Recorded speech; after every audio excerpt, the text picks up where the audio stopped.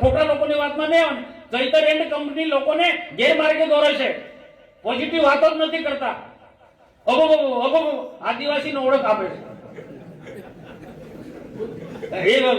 એને કહ્યું છે આદિવાસી એટલે કોણ?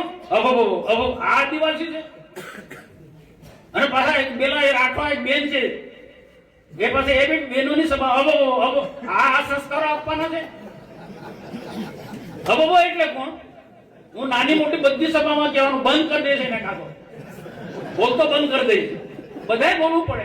એટલે કોને કઈ લુખ્ખો માણસ હોય તો કે ગામમાં હોય લુખ્ખો માણસ હોય.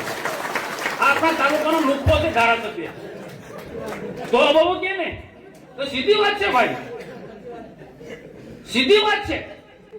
ગામમાં ડામીસ હોય, લુખ્ખો હોય, પીધેલ હોય, એક લાકડી લઈને ધારા લઈને કરતો પડે તો એ લુખ્ખો છે. અને પેલી બેન માજી સંસદ સભ્યની દીકરી આવી હોય એ પાછી બહેનોની સંગત.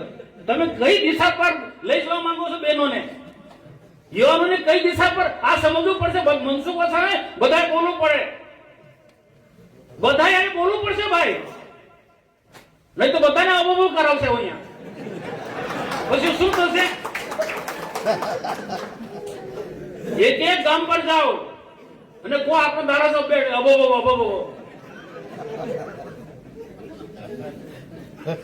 તો આ તો પોઝિટિવ નેતા કોને કહેવાય? સમાજને, યુવાનોને, બહેનોને યોગ્ય દિશા આપવાનું કામ કરે એ નેતા કહેવાય, એ આગેવાન કરાય. અબો એને નેતા કહેવાય?